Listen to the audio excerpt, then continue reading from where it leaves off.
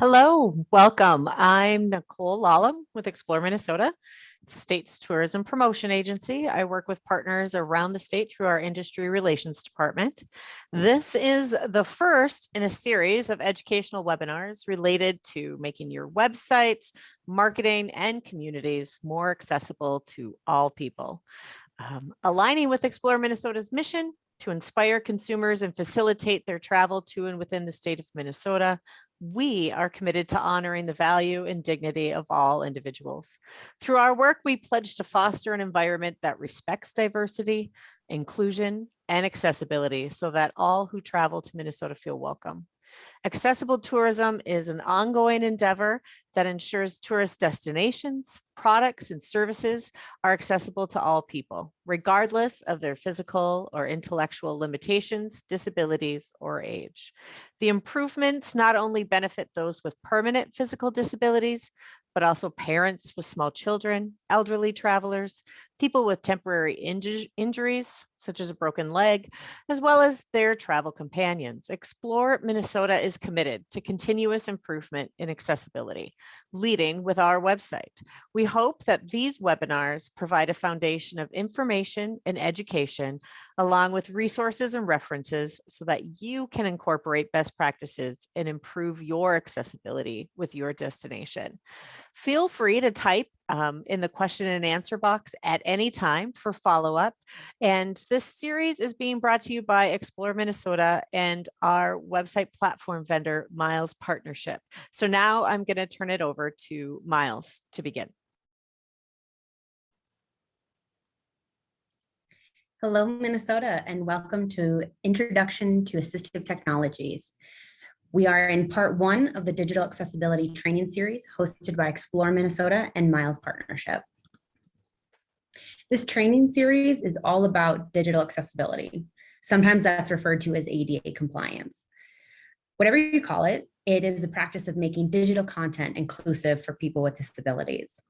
The series is intended to give you a look and give you the tools to make your website more inclusive. Today, we're touching on assistive technology. In February, we will be debunking accessibility myths. In March, accessible media. And in April, accessible content. My name is Erin Fossum, and I am the Accessibility Program Director here at Miles Partnership. This team of specialists embeds in projects across the company to overlay our skills with that of the designers and the developers who are building these websites. Our role is to advocate for the experiences that individual may not personally have, which is a person with a disability or using assistive technology. The team reviews the current status of websites for WCAG or Web Content Accessibility Guideline conformance and overall usability to fix barriers that we find along the way. We do this using code scanning tools, things that actually are reviewing the HTML, as well as various different types of assistive technology on both mobile and desktop devices. Sharing my knowledge with the industry members such as yourself is one of my favorite things about this program. So I'm very grateful to have you all here today and really appreciate your attention to this topic. The reason we are here is to talk about assistive technology. And before we dive into exactly what the assistive technology is, we're going to start with the different types of disabilities that exist and how they might need and benefit from assistive technology. Then we'll be moving through the specific examples of assistive technology and how to create with disabilities in mind, as well as these different types of assistive technologies. And we'll round it out with a question and answer session at the end. The biggest reason and biggest takeaway from this session is to share with you how someone from the disability group may engage with your site in case you don't personally identify as one of these individuals or a member of this community. Will give you a glint into what they need to be successful when reviewing your website and content, and hopefully then making the decision to patron your facility. The biggest benefit that we can give to the disability community by practicing accessibility and accessible practices is that they can maintain their independence in handling all of their needs online, just like everybody else who doesn't have a disability.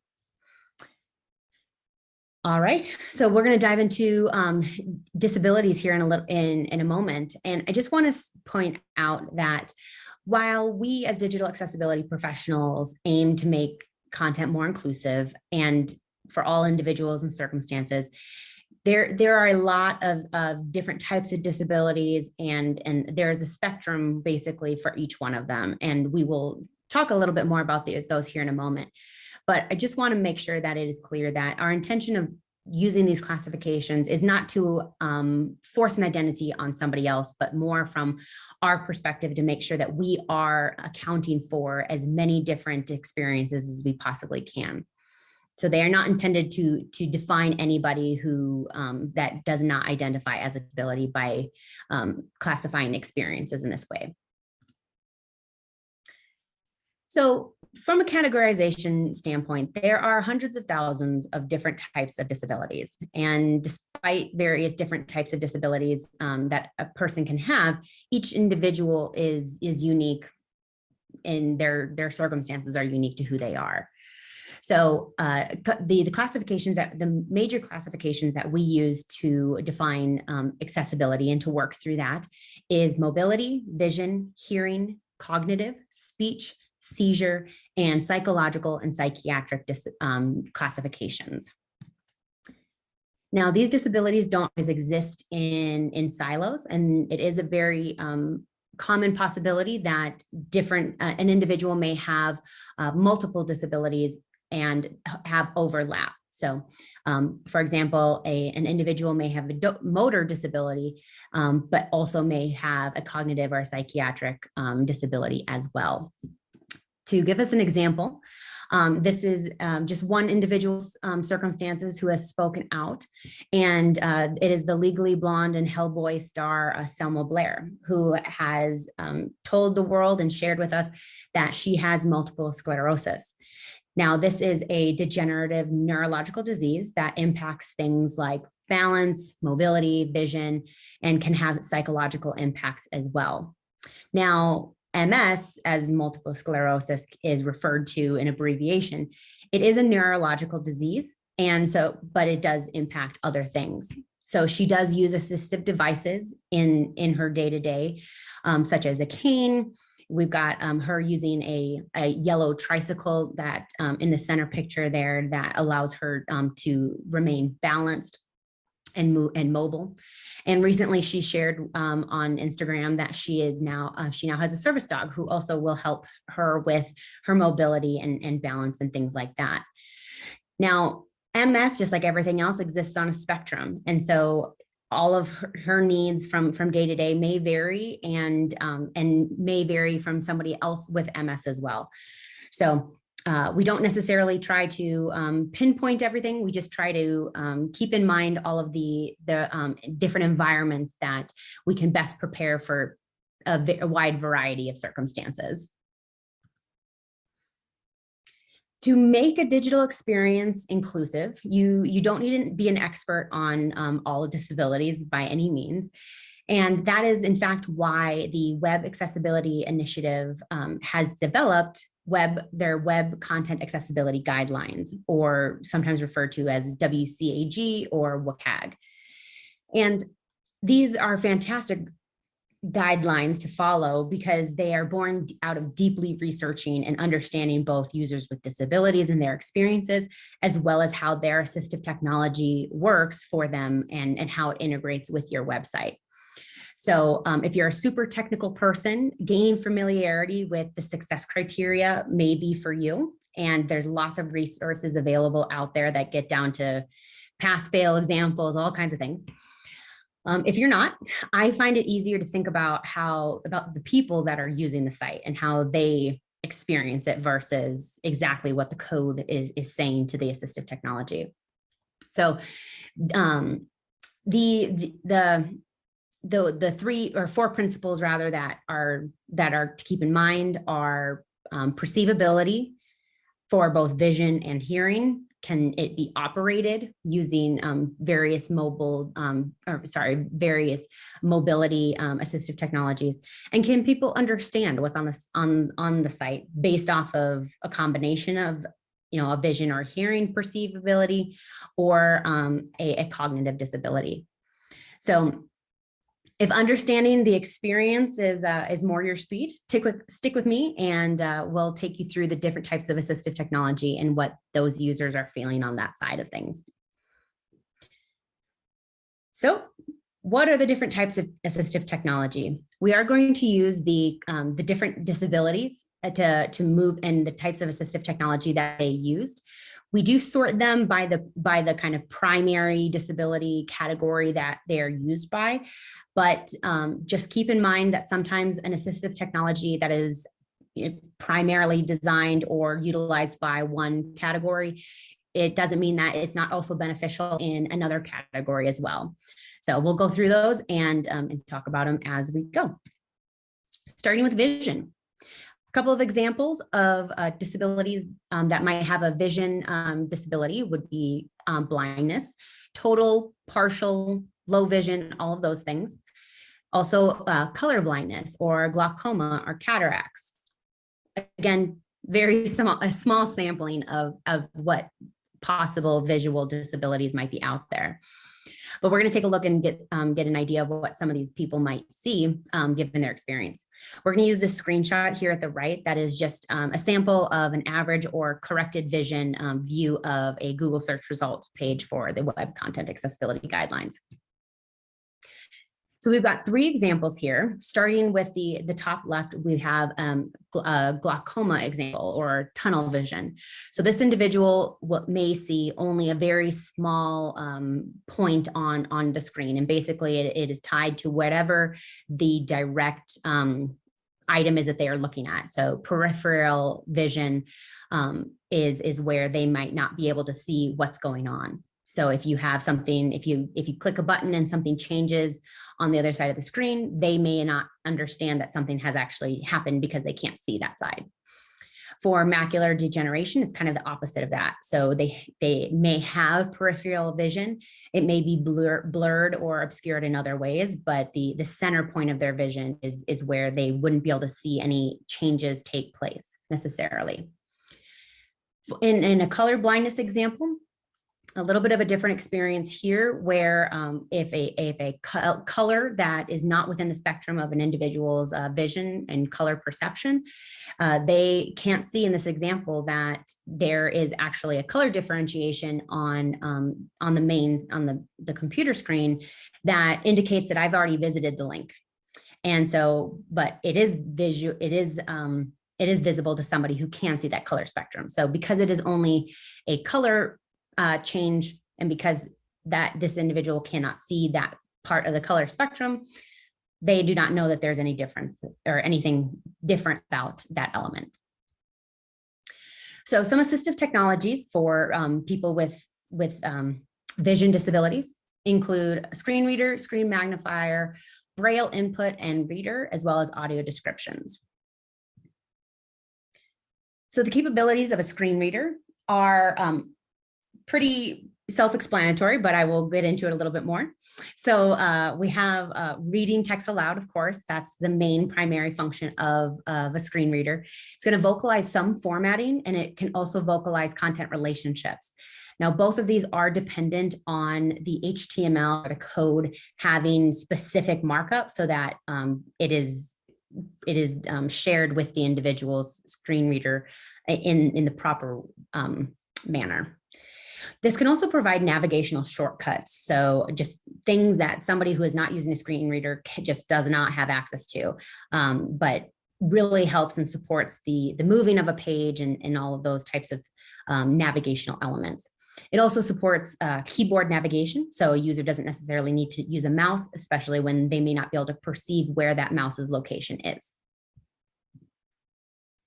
I have a demonstration. Screen readers are some of the more curious pieces of assistive technology to really understand how a piece of content that is visual and has a lot of visual elements might translate into more of a linear relationship. So we're going to go through an example on the Explore Minnesota page. This is on the home page, and this will show you how the different relationships as well as content are exposed through a user's navigation using a screen reader.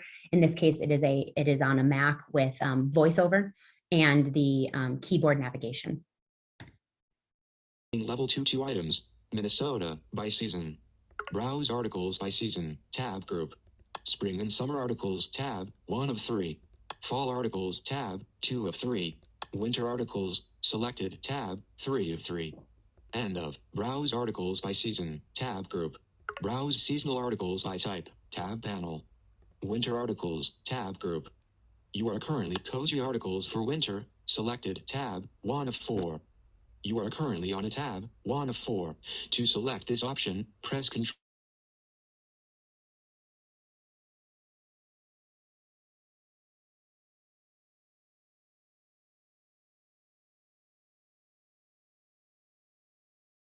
Minnesota. Link. View article 3 of 4. The music plays on Minnesota's historic venues. You are currently link. View article 4 of 4. Celebrate the life of Prince on this self-guided tour. You are currently on a link. To click this link. So some of the notes that you may not necessarily have understood in the moment, but I'll explain here now. So are the relationships that I mentioned earlier.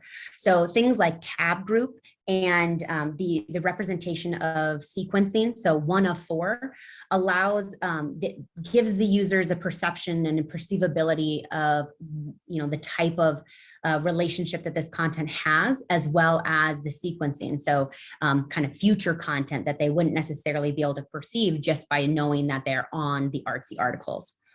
Now, a common question that I get on this type of review is, why are the images not included? And why are they not described? And it basically boils down to audio exhaustion. Now, every single moment, every single piece of this website is not created equally, and the value of it isn't necessarily the same.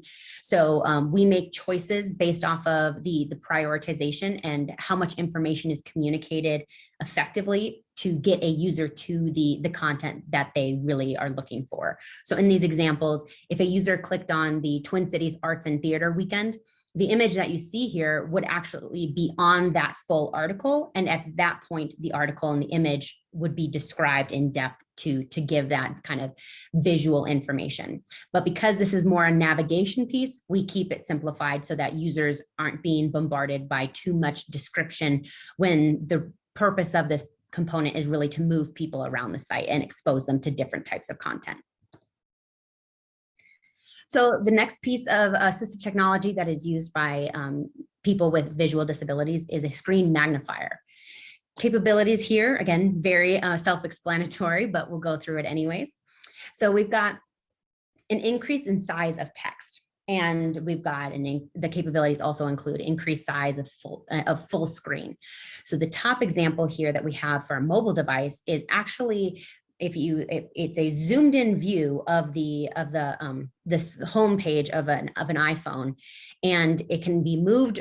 A user can kind of grab that and move to the left or move up or down, and it keeps that level zoom in on all of its content. So that's a full screen view. You can also just zoom in based off of the text, which we'll show you here in a second. Some screen magnifiers also can read content aloud, and typically that's more of a paid feature, but it is out there.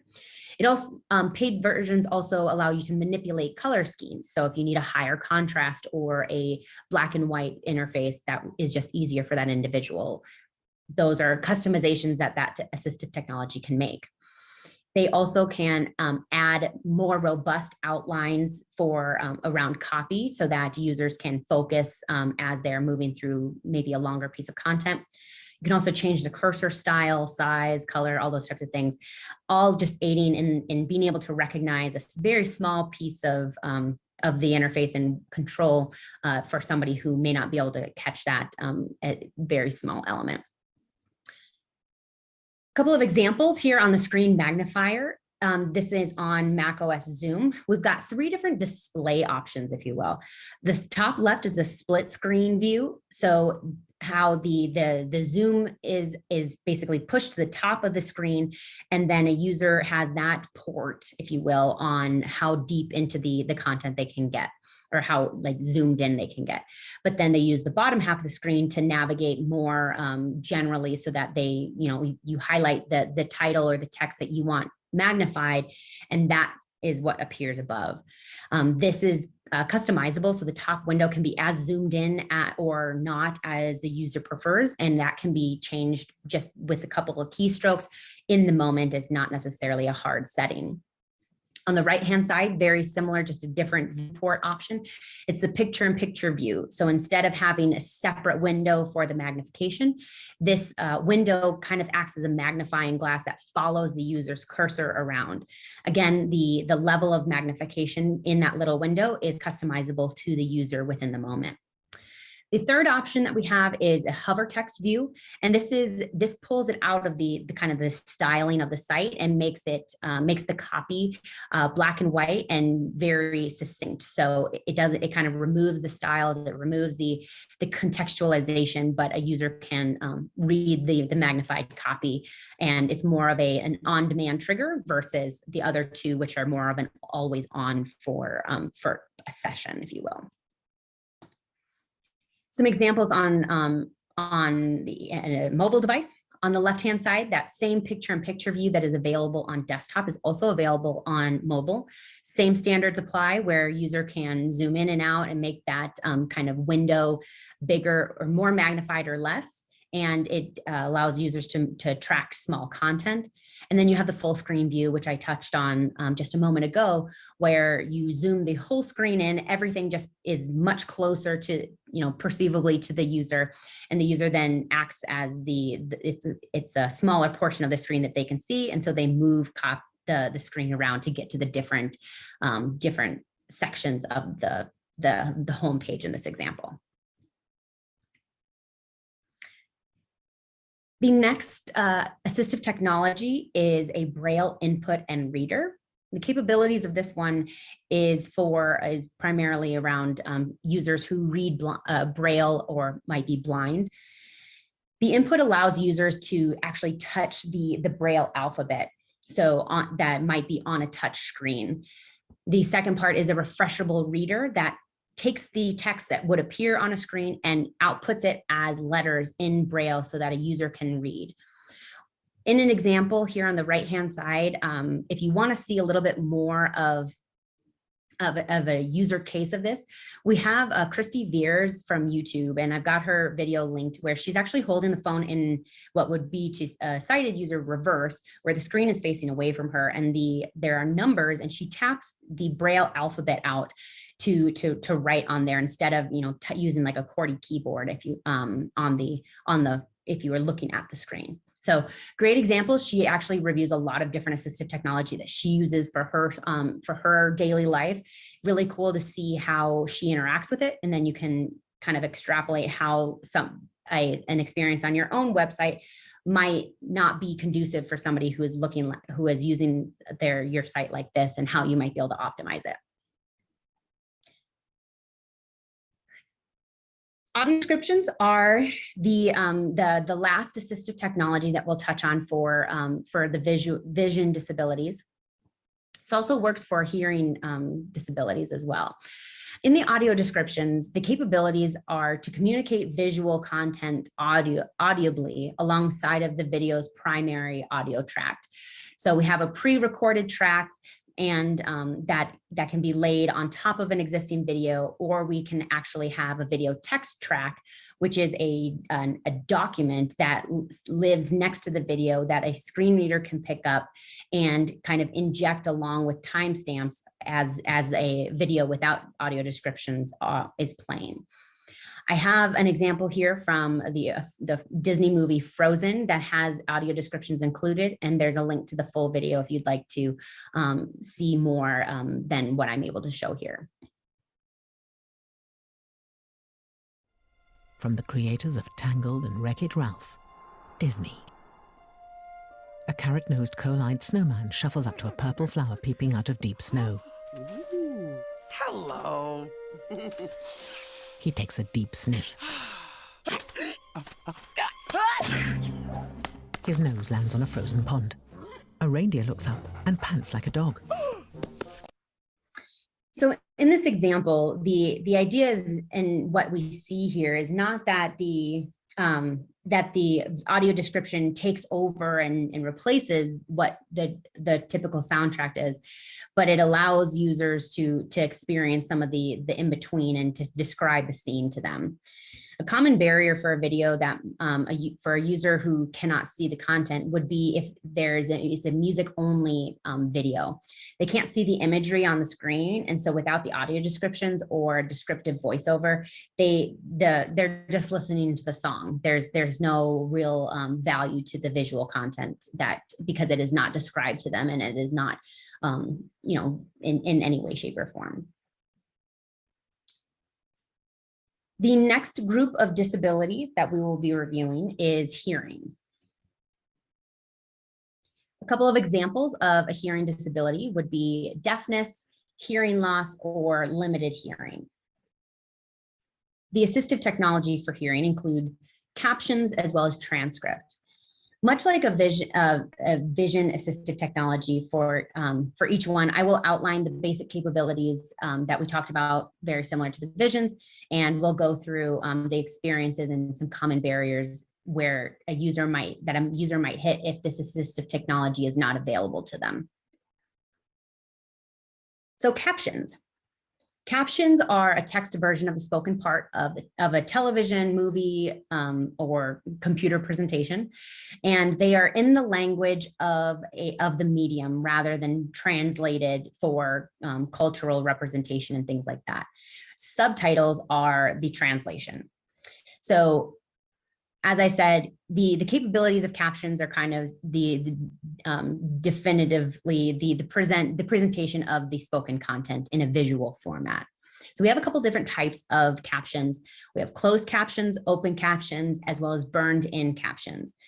Now, from a closed and open caption perspective, they look the same, like the example that I have on the screen here, where you have that kind of typical black bar with white text in it. And if it's closed captions, that means that they are available, but they are not displayed by default. Open captions mean they are displayed by default. And just so you know, this is a kind of a setting actually that you can set on your YouTube video. So if you do have captions, and you can turn that open caption on, because if there is a curb cut effect here, and a curb cut effect is, to paraphrase, is while curb cuts, the dips in the sidewalk so that you can walk out onto that indicate corners and things like that, they were intended and they were designed so that people who had visual disabilities could actually know when they were getting to the end of a corner or when they were going to be entering traffic. And the benefit is that they actually also benefit a million and one other cases, where they also benefit users in wheelchairs. They also benefit the parents with strollers. They also benefit the delivery trucks. So the curb cut effect in the caption example is that there's a statistic, I think it's like 80-some percent of videos are viewed without audio. And so if you don't have captions on those videos, even somebody who may be able to hear the dialogue is not going to actually be able to watch your video and understand what they're seeing, because they're not in a situation that they can play the audio. So having captions is really is best for everybody. A common trend that has come up recently, particularly on social media, are called burned in captions.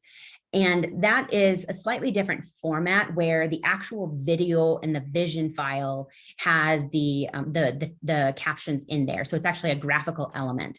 And those are a little bit inferior to a traditional closed or open caption, because it's not controllable by the user's interface.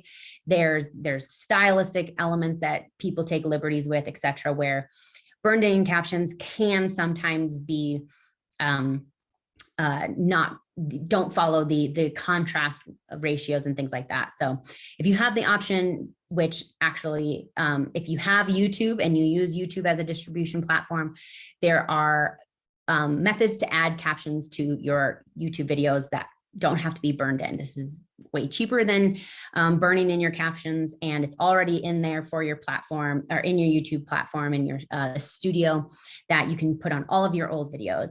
And I do have the video linked here as a resource so that you can go ahead and jump right into that resource and learn how to add those to your videos right away.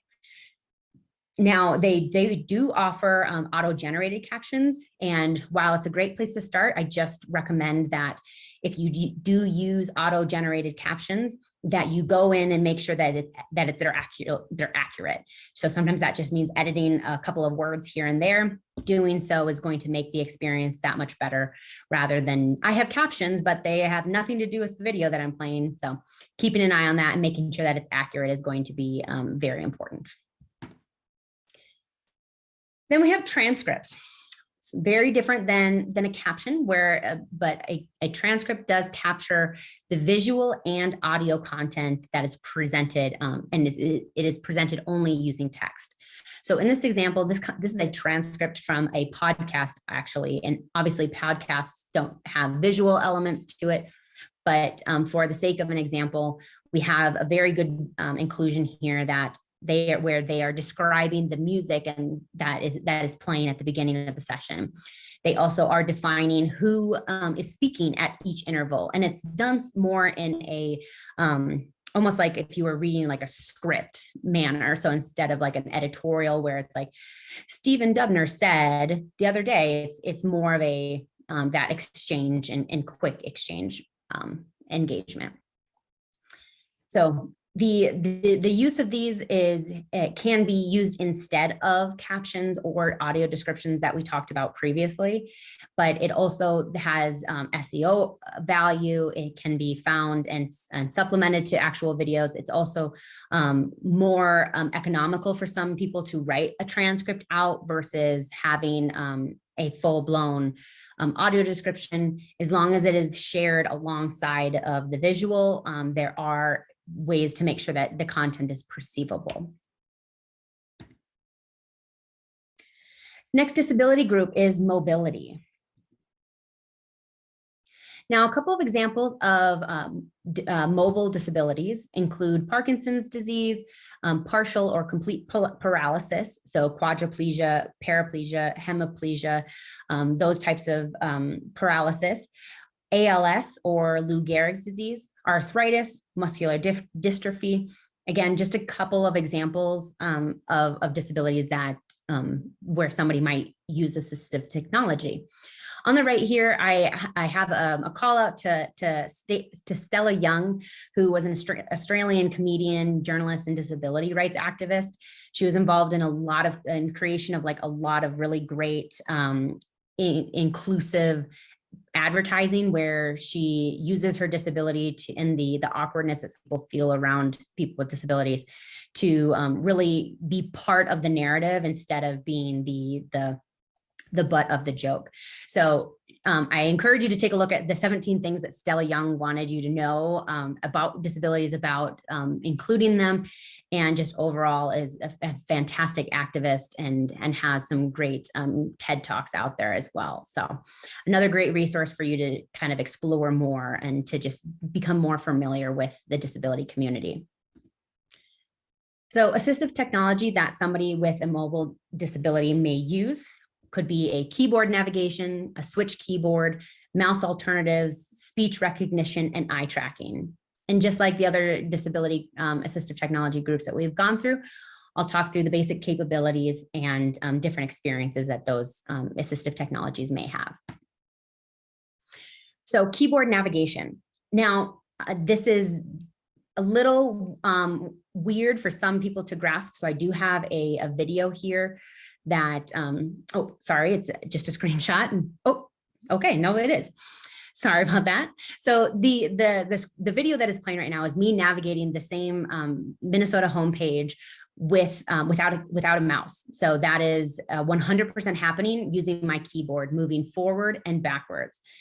That blue circle is the critical piece that tells me where I am on the page, because with unlike a mouse, I'm not actually, tracking where that arrow cursor is. So using keyboard navigation, which is nothing more than just the keyboard that you have most likely in front of you at this point, is to engage content through only using tab and the spacebar buttons. On the switch keyboard, or onto the switch keyboards. So the capabilities of these they look different, but the capability is generally the same. And it just provides different input methods that for the keyboard navigation that we just saw. So whether instead of the fine movement of hitting tab and spacebar, sometimes it's a one button that is programmed to do different things, or it's two buttons. Sometimes it's more of a large scale keyboard, or maybe it's a limited button keyboard.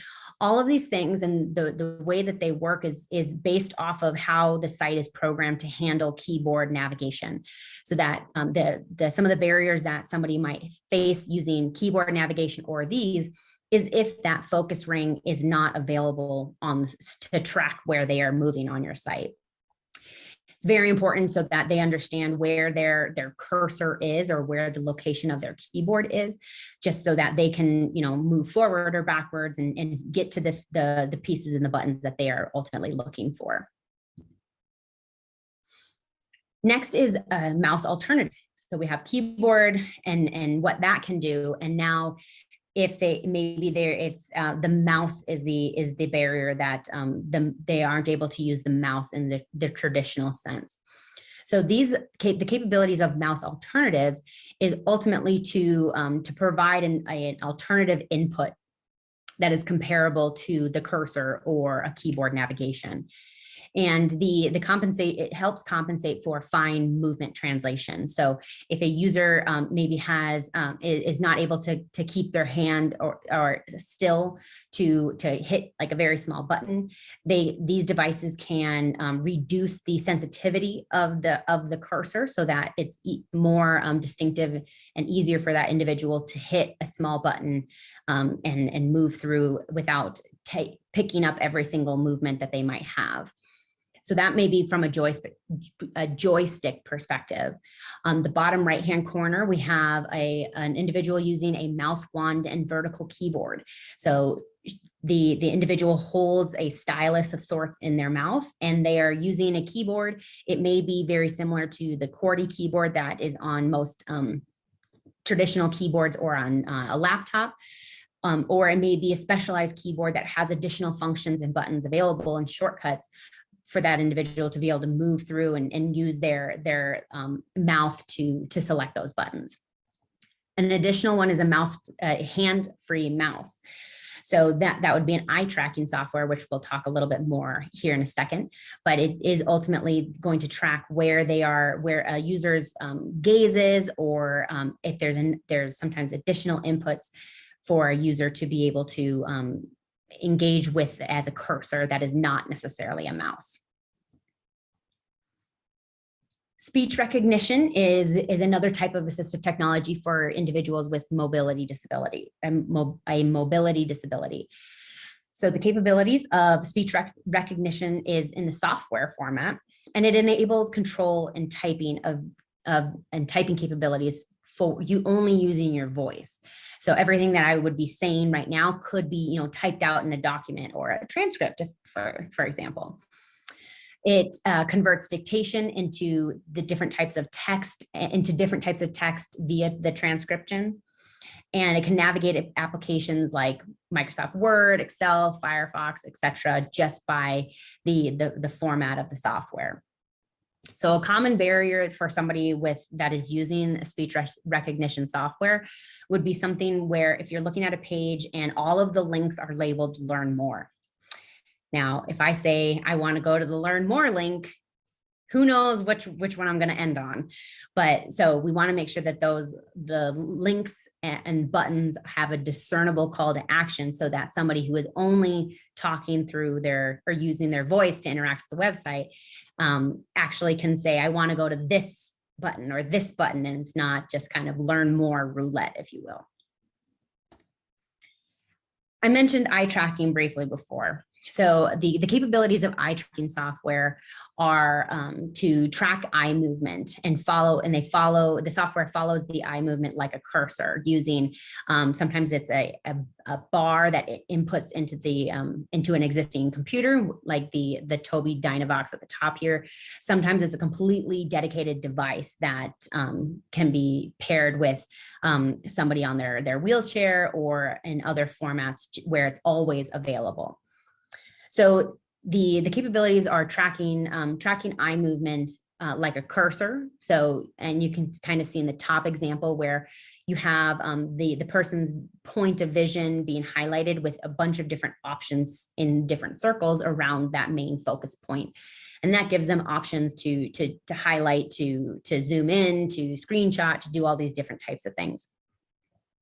They also use facial movements to indicate when to click or when a user wants to interact with a piece of content, only using eye tracking software.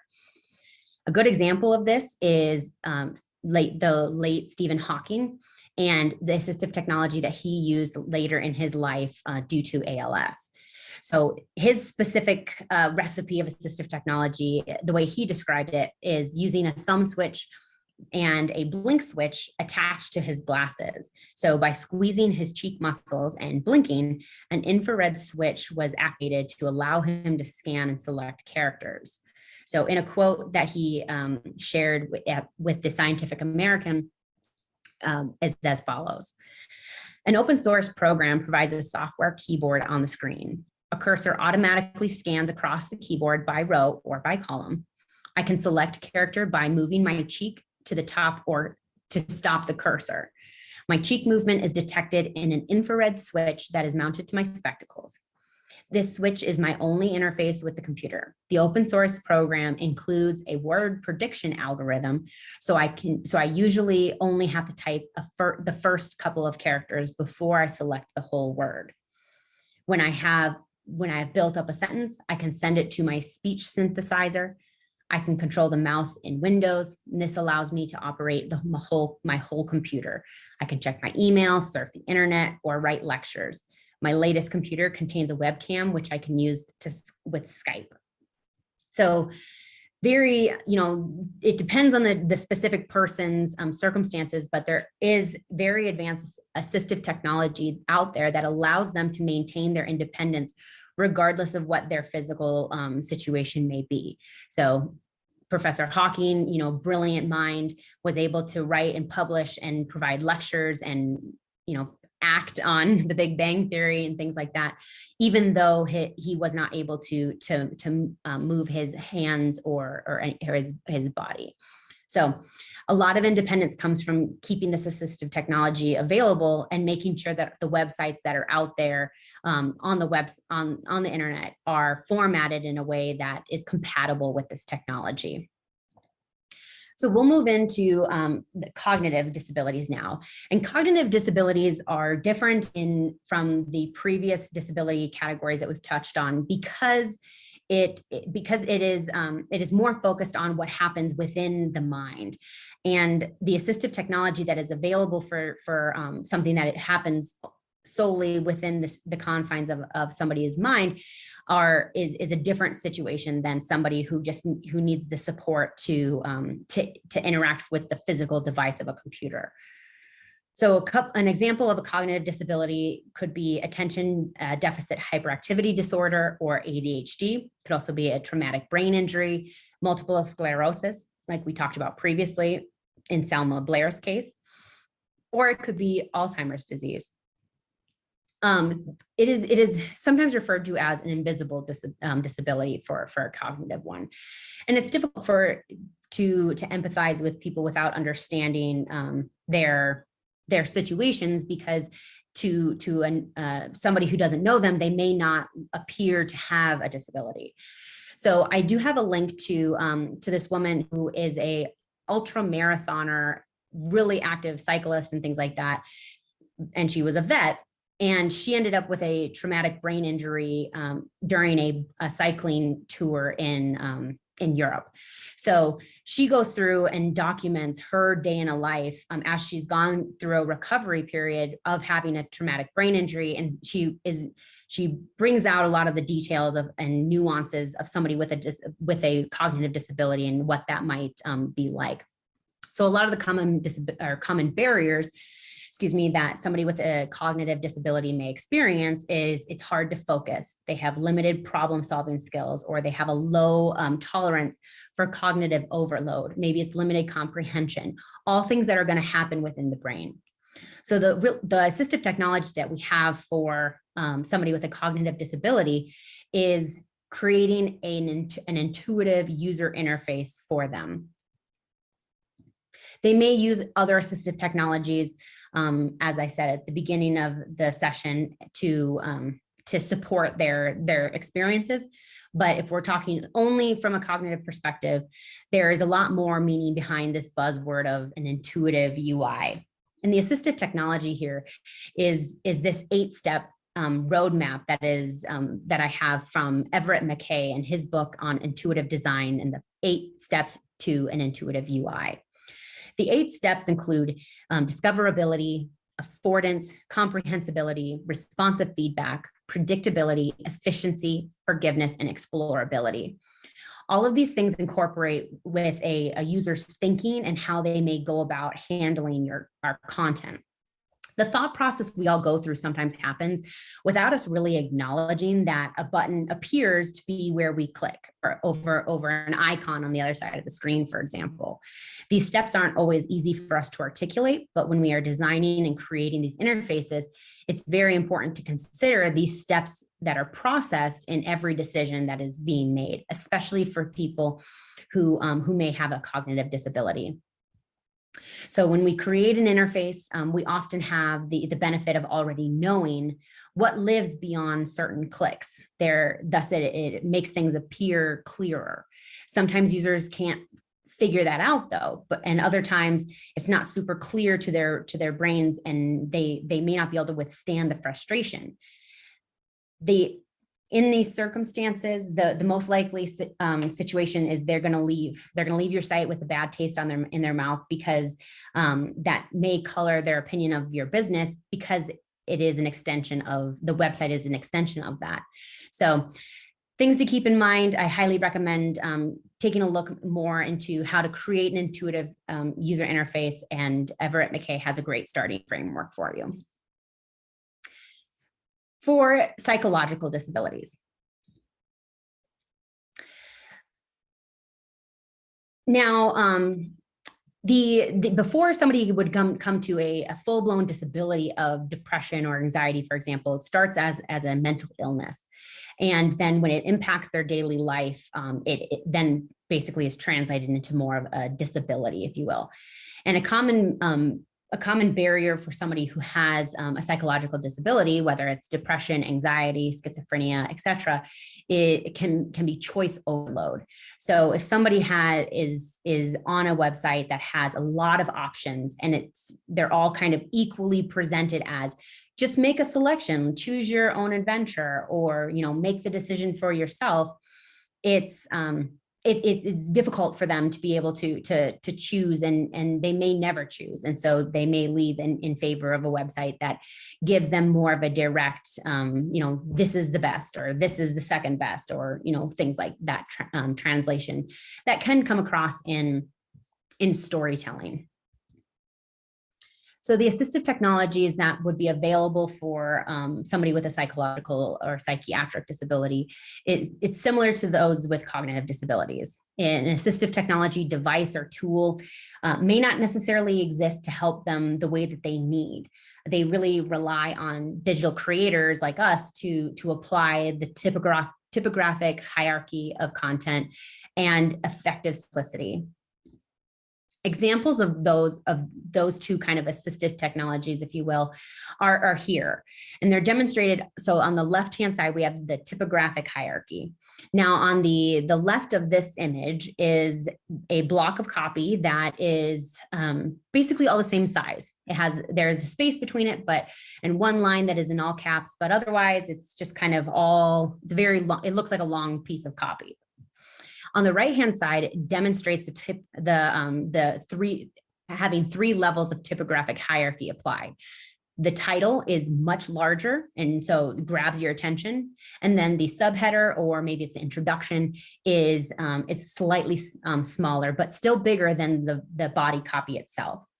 So somebody who may have anxiety and not know and be overwhelmed by the idea or the thought of how much text there needs to be read on the left-hand side, we've now chunked all of that copy into 3 different sections to make it more digestible. It says, look at this title first. That's what that big the size of that big text says. And then look here. And if basically then implied, if it's still interesting, continue with the smaller text.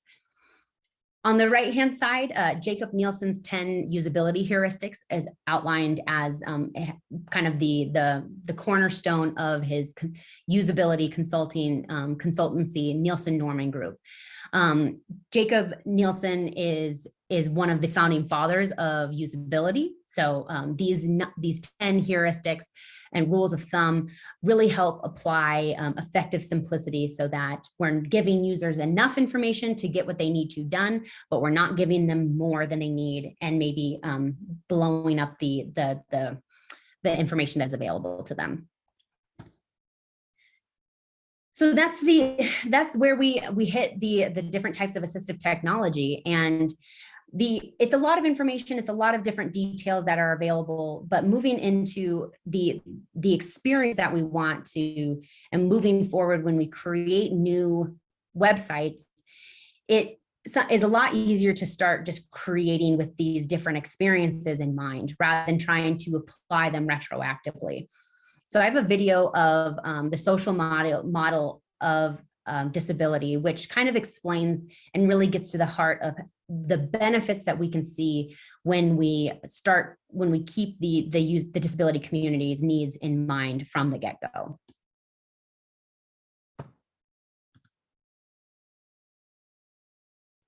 Imagine a town full of physically impaired people, all wheelchair users.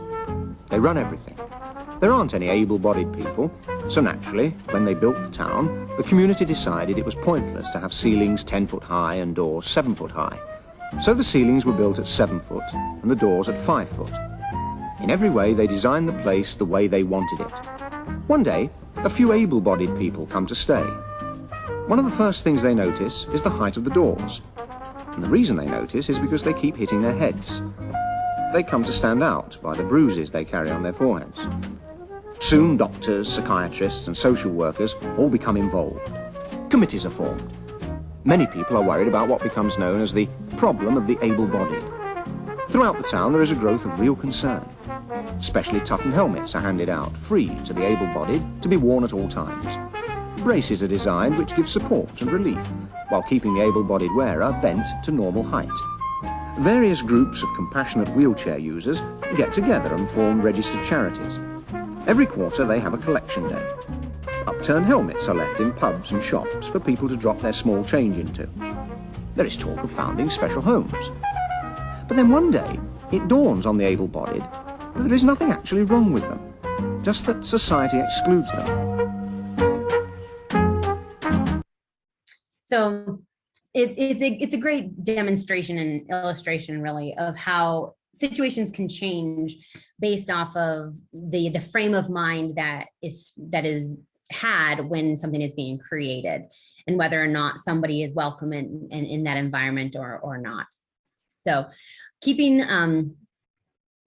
the best practices to apply when creating for content for disabilities and assistive technology is to think about the disabilities and the assistive technology experiences early and often.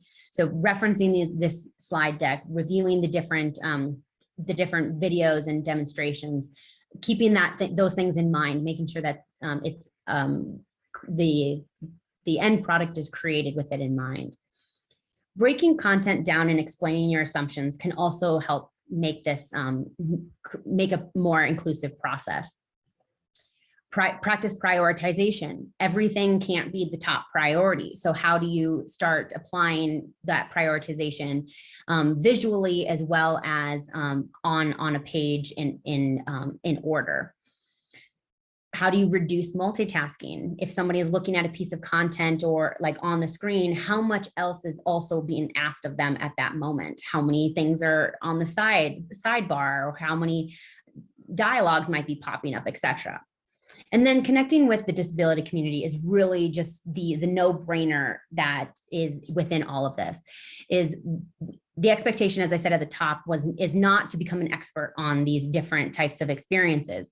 It's to have a basic understanding so that when you start engaging the people that have these disabilities to provide feedback, to be more engaged, they're in a situation where you've already thought about them and you're trying to get better, versus the kind of exposing the point of that this has never been considered, but now I want to move forward. So regardless, getting involved with those first person experiences and individuals is invaluable.